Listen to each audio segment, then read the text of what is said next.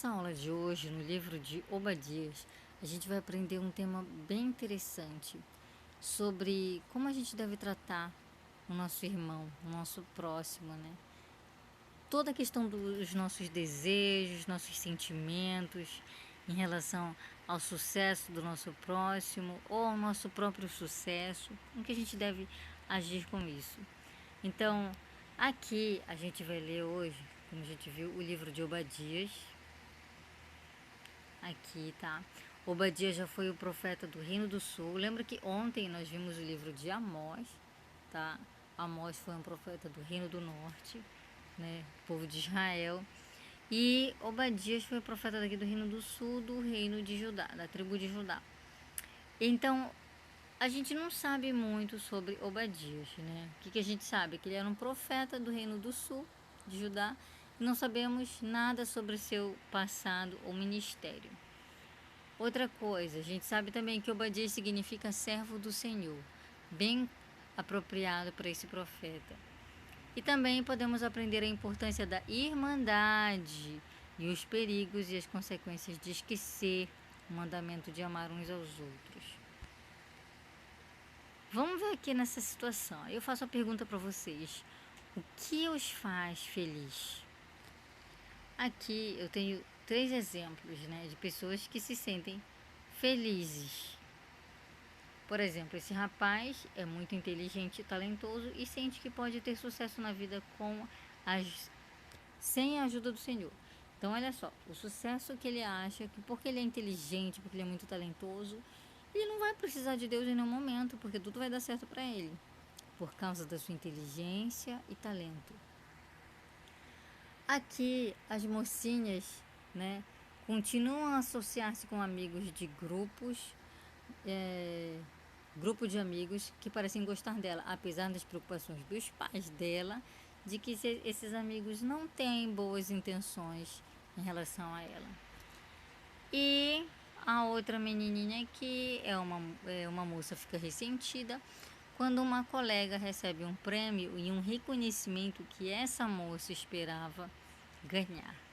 Então aqui a gente viu, né, 3 experiências, 3 casos de pessoas que estavam cheias de quê? De orgulho, assim como os edomitas. Os edomitas eram descendentes de Esaú. Lembra Esaú, aquele que era peludo, né, cabelo ruivo, e que vendeu a sua primogenitura por um prato de lentilhas? Então, o povo de Esaú também eram descendentes de Abraão, né, como todo o povo de Israel, descendente de Abraão. Mas o que acontecia aqui? O Senhor, né, mostrou em visão para Obadias e falou uma coisa para o povo. Ele disse assim: visão de Obadias, assim diz o Senhor Deus a Edom. Ouvimos a pregação do Senhor e foi enviado entre as nações um embaixador. Levantai-vos e levantemo-nos contra ela para a guerra. A soberba do teu coração, a soberba é o orgulho, te enganou, como o que habita nas fendas das rochas, na sua alta morada, que diz no seu coração: quem me derrubará em terra? Ou seja, se ele já habita nas rochas, né? Porque os edomitas, eles habitavam realmente, eles faziam as casas deles nas rochas, nas montanhas, nos lugares mais altos. E eles se orgulhavam disso. E aí eles pensavam, né? Quem me derrubará em terra? Não tinha como derrubar a casa deles, já era feito nos vácuos, né, das montanhas. Se te levares como águia e puseres o teu ninho entre as estreitas, dali te derrubarei, diz o Senhor.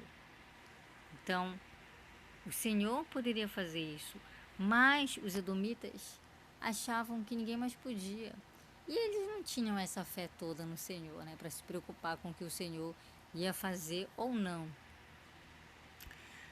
Tá, e o que acontece? De fato, os edomitas eram muito orgulhosos.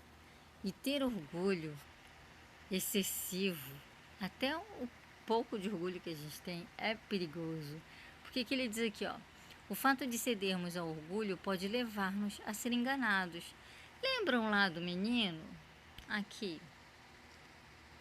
Ele foi enganado a partir do momento que ele pensou que não depende do Senhor, porque ele já é inteligente o suficiente e porque ele é muito talentoso. Então, em nenhum momento, talvez ele pense: ah, não preciso orar pedindo que o Senhor me ajude em tal coisa, porque a minha inteligência e o meu talento já vão fazer com que eu consiga qualquer coisa que eu quiser. A mocinha aqui, que não se preocupava, né, com os amigos, mesmo os amigos não parecendo serem boas influências para ela. Olha só quantas pessoas que são mais influências estão ao nosso redor e a gente continua com elas, ao invés de se afastar. E aí a mocinha aqui achava que não ia acontecer nada, mas os pais estavam preocupados porque percebiam que algo ali poderia dar errado. Provavelmente já tinham falado para ela se afastar daqueles amigos, daquelas influências, e ela não se afastou, continuou andando com eles, até que, por causa disso, a gente pode achar que isso não é um orgulho, mas quando a gente não ouve os sábios conselhos dos nossos pais, que têm experiências, que muitas vezes recebem discernimento, a gente pode errar, e errar feio. E aqui a outra mocinha, né, por causa de orgulho, ela ficou ressentida, porque ela achava que ela merecia o prêmio que a amiga dela recebeu, né, ou que outra moça recebeu.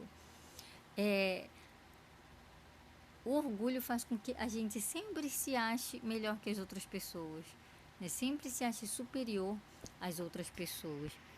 E aqui os edomitas realmente se achavam superiores a todos. E olha o que diz aqui o orgulho.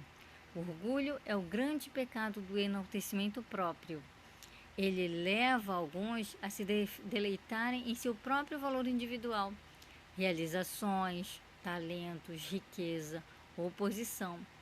Contam essas bênçãos como prova de que são escolhidos, superiores ou mais justos do que os outros. Para outros, o orgulho se manifesta na inveja.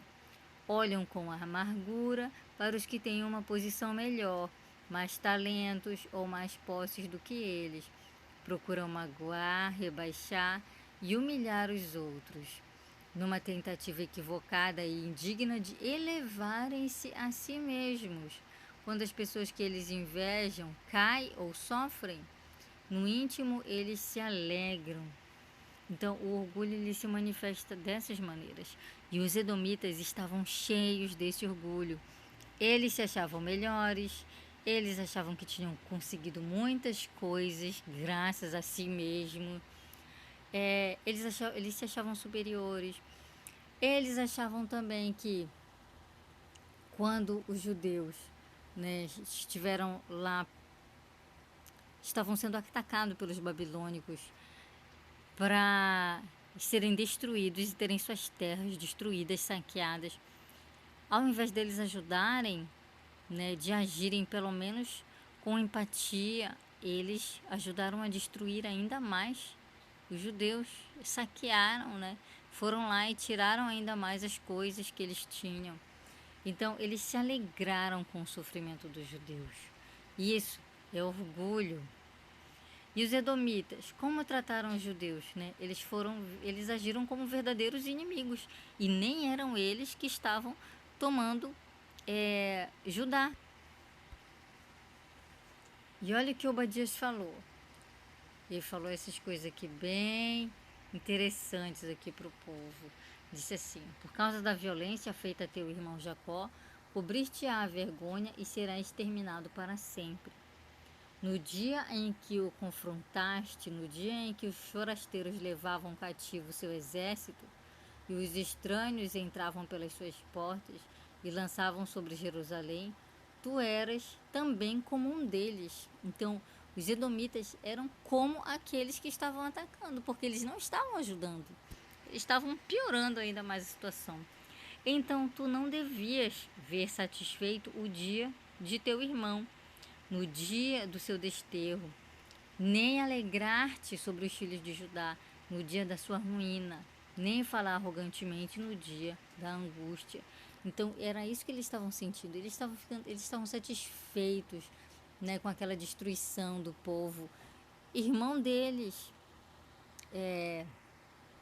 eles se alegraram, né? E o Senhor disse que eles não deveriam se alegrar, nem entrar pela porta do meu povo no dia da sua calamidade, nem tampouco devias ver satisfeito o seu mal no dia da sua calamidade, nem pôr as mãos nos seus bens. Então, olha, eles estavam tirando até o que os judeus tinham, eles também foram ajudar a saquear no dia de sua calamidade, nem parar nas encruzilhadas para lhe exterminares os que escapassem, nem entregar os que lhe restassem no dia da angústia. Então a gente viu aqui que os edomitas, que eram povos, né, da mesma linhagem de Abraão, eles estavam ali, ó, felizes com a desgraça dos irmãos deles.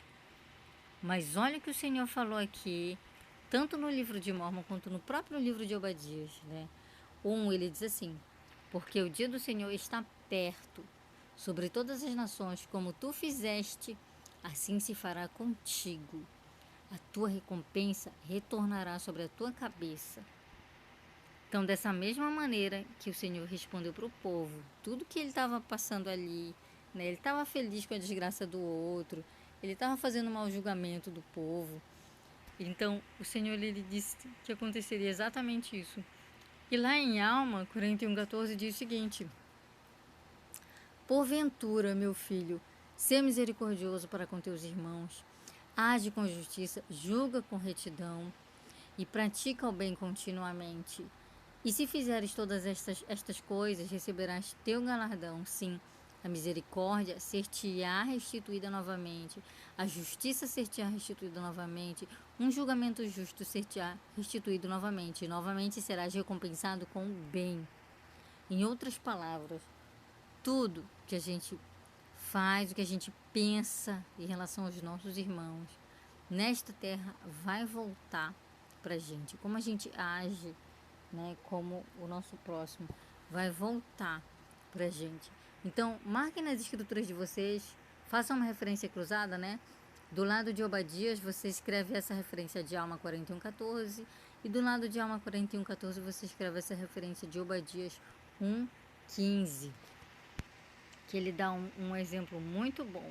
Então, os edomitas, como trataram os judeus? O Senhor nos julgará de acordo com o modo como julgarmos e tratarmos os outros.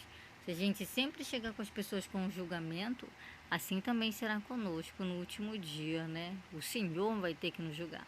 Se nós somos duros no nosso julgamento, o Senhor também vai ter que ser duro conosco, porque isso vai voltar para a gente. Essa maneira com que nós formos vai voltar para a gente.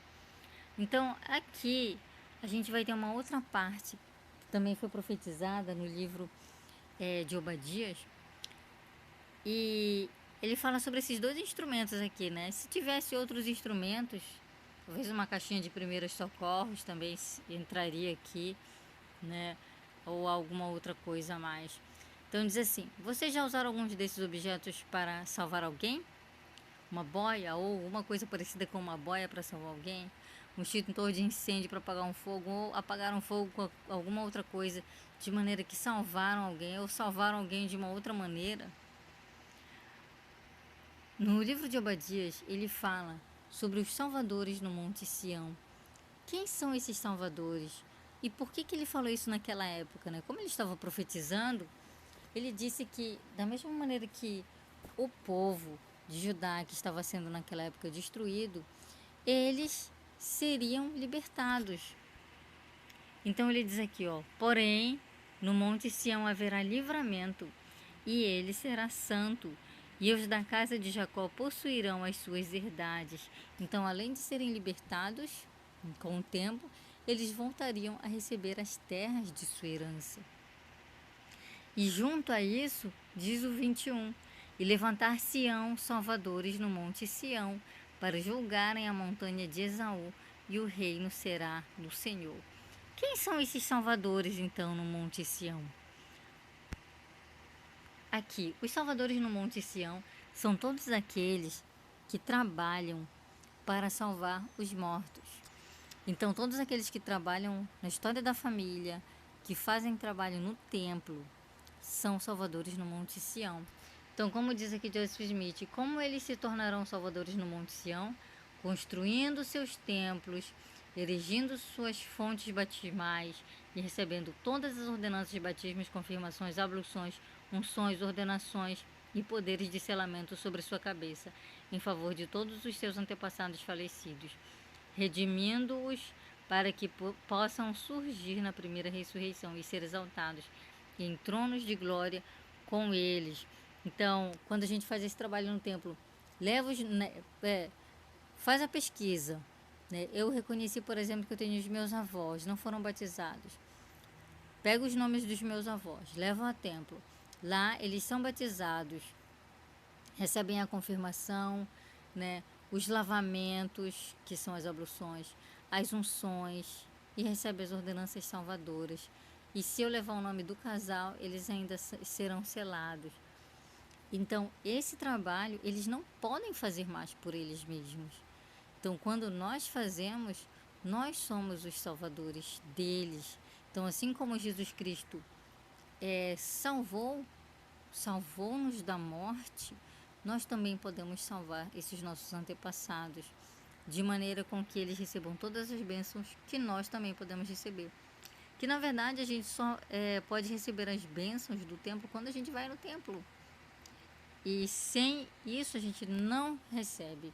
Então, tornamos-nos salvadores no Monte Sião ao identificarmos nossos familiares falecidos e realizarmos ordenanças por eles no templo. Ah, mas eu não tenho dinheiro para ir ao templo. Ou então, eu só vou poder ir ao templo quando eu estiver trabalhando, tiver uma vida mais independente. Que seja, né? Mas a questão é que nós podemos fazer esse trabalho, como nós vimos ontem, nós podemos fazer esse trabalho aqui através de pesquisa genealógica, né? História da família. A gente primeiro faz essa pesquisa, depois a gente submete aos nomes. Se a gente não puder ir ao templo, a gente vai dando para uma outra pessoa que a gente conhece, para que ela leve nossos nomes ao templo, ou outros nomes de outras pessoas, né, também. E o presidente Gordon B. Hinckley disse o seguinte: assim como o Redentor deu sua vida em sacrifício vicário por todos os homens, e ao fazê-lo tornou-se como Salvador, nós também, numa ínfima proporção, quando nos envolvemos com o trabalho vicário no templo, tornamos-nos salvadores para os que estão do outro lado, e não têm meios de progredir, a não ser que algo seja feito em seu benefício pelos que estão na terra. Então, nós fazemos um trabalho que eles não podem realizar por si mesmos, porque já morreram. Então, esse é um trabalho grandioso. E ó, o que a gente aprendeu hoje sobre o Salvador? Que o Salvador, ele vai nos julgar de acordo com como nós julgamos, né, o nosso próximo. Nós aprendemos também que o Senhor criou um plano e que nós podemos ser salvadores, assim como Ele próprio foi o nosso Salvador e é o nosso Salvador ainda, né? E também o que a gente precisa fazer com o que nós aprendemos hoje? Se eu aprendi que eu não devo me alegrar com a tristeza, com a destruição do meu próximo, eu devo mudar o meu comportamento, porque eu também não quero que da mesma maneira eu seja julgada. Para mim, isso pode até, de repente, mas isso não é nada, não significa nada. Mas em determinada época da sua vida, a sua consciência pode mudar. É nesse momento que a gente tem que pensar que a gente precisa fazer as mudanças o quanto antes em nossa vida. Não julgar, não sentir inveja, não se alegrar com a desgraça, a tristeza dos outros, sofrimento alheio. Né? Então, o que a gente precisa fazer? A gente precisa mudar esse comportamento. A gente realmente precisa entender mais, aprender mais sobre Cristo, né? Porque Ele poderia fazer todo o julgamento de nós. Ele poderia ser duro conosco, porque nós somos falhos, mas Ele não é. Ele é cheio de misericórdia. E nem quando Ele estava aqui na terra, Ele não foi duro com aqueles que pecaram, né? Que foram grandes pecadores, não. Ele agiu com misericórdia, Ele perdoou. Porque o propósito dele não era julgar, o propósito dele era nos salvar. Assim como o nosso propósito da terra não é julgar ninguém também, é servir. Em nome de Jesus Cristo, amém.